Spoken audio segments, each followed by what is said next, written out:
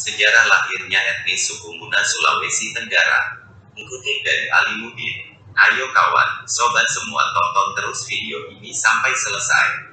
Jangan lupa tekan tombol subscribe, like, bagikan video ini dan bunyikan loncengnya agar terus berlangganan video-video terbaru saya di channel ini.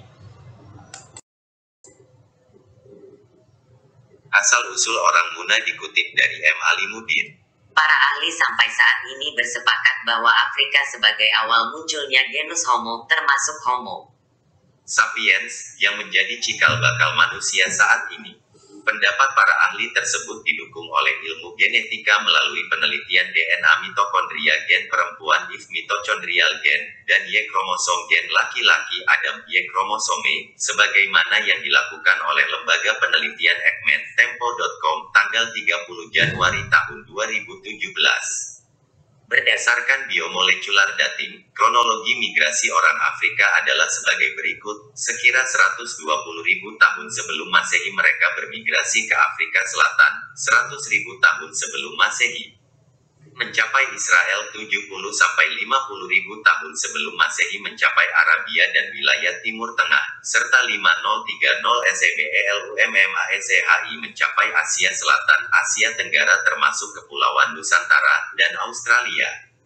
Cabang lain Ke Eropa dan Siberia, 2015 SEBELUMMASEHI mencapai Bering dan Alaska, Amerika Utara, 15,000 sampai 12,000 sebelum Masehi mencapai Amerika Selatan. Temuan para peneliti lembaga Ekman tersebut memperkuat temuan Sarasin bersaudara yang mengatakan bahwa orang Afrika yang bermigrasi di Kepulauan Nusantara dan menjadi cikal bakal penduduk Nusantara sekira tahun 60,000 sampai 50,000 sebelum Masehi. Mereka itu menyebar di Pulau Sumatera, Orang Kubu, Kalimantan, dan Sulawesi, Toala dan Tokea, daratan Sulawesi dan Tomuna di daratan Pulau Muna. Paul dan Fritz Sarasin, atau yang dikenal dengan Sarasin bersaudara, melakukan penelitian mengenai nenek moyang bangsa Indonesia. Menurut Sarasin bersaudara, nenek moyang bangsa Indonesia adalah ras yang berkulit gelap dan memiliki postur tubuh kecil. Ras ini pada mulanya mendiami Asia bagian tenggara yang pada saat zaman glasial masih menyatu dengan benua Asia. Akan tetapi setelah zaman es mencair, daratan tersebut kemudian terpisahkan oleh laut, yaitu Laut China Selatan dan Laut Jawa. Sehingga Indonesia yang tadinya bersatu sebagai satu daratan dengan benua Asia, menjadi terpisah. Ras pertama yang menghuni Kepulauan Indonesia ini oleh Sarasin bersaudara disebut sebagai ras Veda atau Wedoid. Mereka mulanya tinggal di Asia bagian tenggara. Ketika zaman es mencair dan air laut naik hingga terbentuk Laut Cina Selatan dan Laut Jawa, sehingga memisahkan pegunungan vulkanik Kepulauan Indonesia dari daratan utama. Akibat peristiwa itu menyebabkan penduduk asli Kepulauan Indonesia yang tersisa menetap di daerah-daerah pedalaman, sedangkan daerah pantai dihuni oleh penduduk pendatang. Pendapat Sarasin ini memberi jawaban kenapa Tomuna yang mendiami gua-gua di Pulau Muna tinggal di pedalaman jauh dari pantai. Berdasarkan temuan para peneliti dari lembaga penelitian Ekman dan Sarasin bersaudara tersebut, dapat dipastikan bahwa manusia penghuni pertama Kepulauan Nusantara termasuk Kepulauan Muna adalah migrasi dari benua Afrika yang masuk ke Nusantara melalui benua Asia dalam sejak 60,000 sampai 50,000 tahun sebelum Masehi. Bukti-bukti keberadaan migrasi awal manusia modern ini bisa ditemui di banyak situs di Jawa Timur, Song Terus Braholo, dan Song Kepek, Sulawesi Selatan, Leang Burung dan Leang Sekpau, serta di Gua Prasejarah Linakobori Pulau Muna. Temuan lukisan tangan di Leang Timpuseng, Maros telah berusia 40.000 tahun dan Liang Kobori Pulau Muna yang telah berusia 25.000 tahun. Lukisan-lukisan di gua yang ditemukan di Sulawesi Selatan dan Pulau Muna Sulawesi Tenggara tersebut diperkirakan yang tertua di dunia.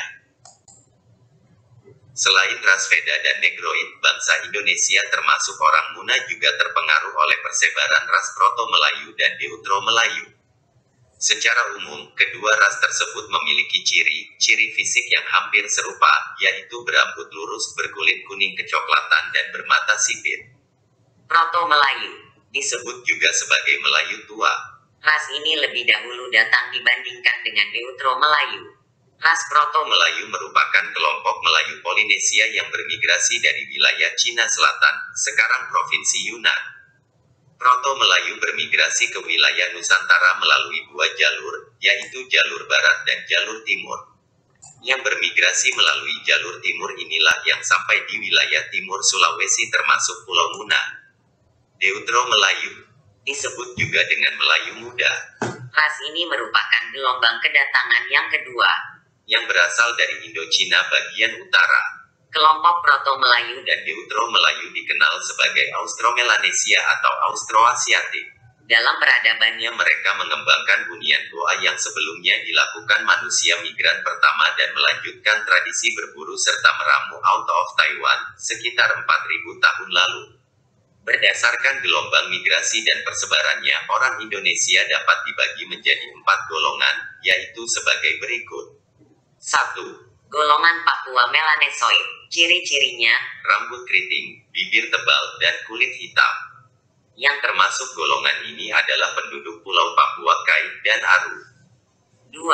golongan Negroid. Ciri-cirinya, rambut keriting, perawakan kecil, dan kulit hitam.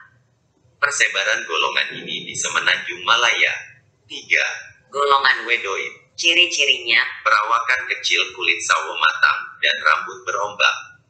Persebarannya adalah orang Sakai, di Siak, orang Kubu di Jambi, orang Enggano, Mentawai Toala Tokea di Sulawesi, dan Tomuna di Kepulauan Muna. 4. golongan Melayu Mongoloid. Ciri-cirinya, rambut ikal atau lurus. Dan muka bulat. Golongan Melayu Mongoloid adalah golongan terbesar yang ditemukan di Indonesia dan dianggap sebagai nenek moyang bangsa Indonesia. Golongan ini dibagi menjadi golongan Melayu tua Proto Melayu, dan golongan Melayu muda Neutro Melayu. Berdasarkan teori-teori migrasi manusia penghuni Kepulauan Nusantara tersebut, maka dapat dikatakan bahwa asal-usul orang Muna menjadi penghuni Pulau Muna dan pulau-pulau lainnya sejak zaman purbakala berasal dari Afrika, ras Wedoid, dan dari daratan Asia, ras Austronesi dan Melanesia. Mereka itu datang ke Pulau Muna dalam 3 periode migrasi yaitu 1. fase pertama adalah ras Wedoid datang dari benua Afrika melalui Asia, Kepulauan Ceylon Sri Lanka, yang saat itu masih bersatu karena bumi masih ditutupi es sekitar 60-50 ribu sebelum Masehi teori out of Afrika. 2. Fase kedua adalah ras Austronesia datang dari Asia sekitar 7005000 SEBELUMMASEHI. Kedatangan pada fase kedua ini jumlahnya lebih banyak dari fase pertama sehingga mereka lebih dominan dari segi gen dan budaya. 3. Fase ketiga adalah ras Melanesia atau Melayu Austronesia sekitar 4000200 SEBELUMMASEHI. Ras Melanesia ini terbagi lagi menjadi 2 yaitu Neutro Melayu, Melayu tua, dan Proto Melayu, Melayu muda. Orang Muna saat ini adalah percampuran dari ketiga ras tersebut namun yang lebih dominan dari segi gen dan budaya khususnya bahasa adalah ras Austronesia. Sisa-sisa peradaban nenek moyang orang Muna tersebut masih dapat dilihat pada relief purba di Gua Liangkogori dan Gua Metanduno. Menurut beberapa penelitian, relief tersebut telah berusia lebih dari 25.000 tahun. Relief yang ada di Gua Liangkogori dan Metanduno secara jelas menceritakan aktivitas orang Muna saat itu. Bukti dominasi ras Austronesia dalam gen orang Muna dapat dilihat dari bentuk fisiknya yang 90% memiliki kesamaan dengan ras Austronesia yang tersebar di seluruh dunia seperti di Maluku, Kepulauan Vanuatu, Papua Nugini, dan Kepulauan Madagaskar. Demikian juga dari segi bahasa di mana masyarakat di wilayah-wilayah tersebut menggunakan bahasa yang masih serumpun dengan bahasa Austronesia. Dari relief yang ada di dinding Goa yang ada di kompleks Gua Liangkogori tergambar bahwa walau orang Muna masih menempati Goa sebagai tempat tinggal mereka, tetapi mereka telah memiliki peradaban dan kebudayaan yang cukup tinggi. Orang Muna saat itu seperti yang diceritakan dari relief tersebut telah menggunakan alat-alat pertanian dalam bercocok tanam. Pengetahuan mereka di bidang astronomi juga mulai mengalami perkembangan. Hal ini dapat dilihat dari gambar matahari, bintang, dan bulan. Pengetahuan orang Muna di bidang astronomi tersebut masih terus dilestarikan. Hal ini dapat dilihat dari masyarakat Muna di pedalaman yang masih mengandalkan pengetahuan tradisional di bidang astronomi untuk menentukan musim tanam. Ada beberapa nama rasi bintang yang menjadi petunjuk untuk melakukan aktivitas pertanian. Misalnya saja rasi bintang yang dinamakan Vele dan Mus. Apabila rasi bintang ini sudah mulai terlihat jelas, maka aktivitas membersihkan lahan segera dimulai sebab 1 bulan lagi hujan pertama akan turun. Apabila hujan sudah turun maka pembakaran lahan dimulai. Masih dalam hal ilmu perbintangan dan benda-benda langit lainnya, orang Muna penghuni gua-gua juga sudah mengembangkan ilmu yang berkaitan dengan pergerakan benda-benda langit seperti matahari, bintang dan bulan. pada Zaman dahulu, nenek moyang orang Muna bila ingin melakukan suatu aktivitas penting seperti berburu, berperang atau menikah selalu berpedoman pada pergerakan benda-benda langit. Orang yang memiliki keahlian di bidang ini disebut sebagai pandai solo, sedangkan ilmunya mereka sebut kutika. Orang Muna sangat percaya bahwa setiap pergerakan benda-benda langit sangat berpengaruh terhadap kelangsungan hidup manusia ke depannya.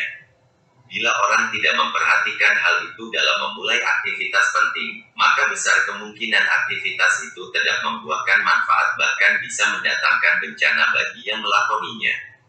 Selain sebagai alat menentukan musim dan waktu melakukan aktivitas penting, orang Muna juga memanfaatkan benda-benda langit sebagai penunjuk arah khususnya ketika berlayar. Sebagai manusia pengembara di samudera, orang Muna tentu membutuhkan patokan yang tetap untuk menentukan suatu arah. Olehnya itu, orang Muna menggunakan benda-benda langit seperti bintang, bulan dan matahari sebagai petunjuk arah.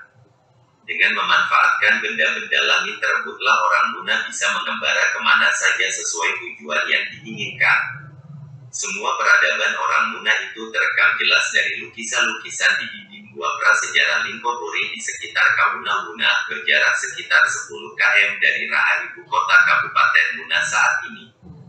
Ada sekitar 13 gua dengan lebih dari 1.600 gambar yang menyimpan dokumen-dokumen tersebut yang dapat berfungsi sebagai perpustakaan alam yang disediakan bagi generasi saat kini dan yang akan datang yang dibangun oleh nenek moyang orang Muna sejak puluhan ribu tahun yang lalu. Perpustakaan alami itu dapat dijadikan sumber referensi untuk memperkaya ilmu pengetahuan sekaligus mengenal peradaban orang Muna sejak puluhan ribu tahun yang lalu. Terima kasih telah menonton video-video saya, semoga bermanfaat kawan, sobat semua.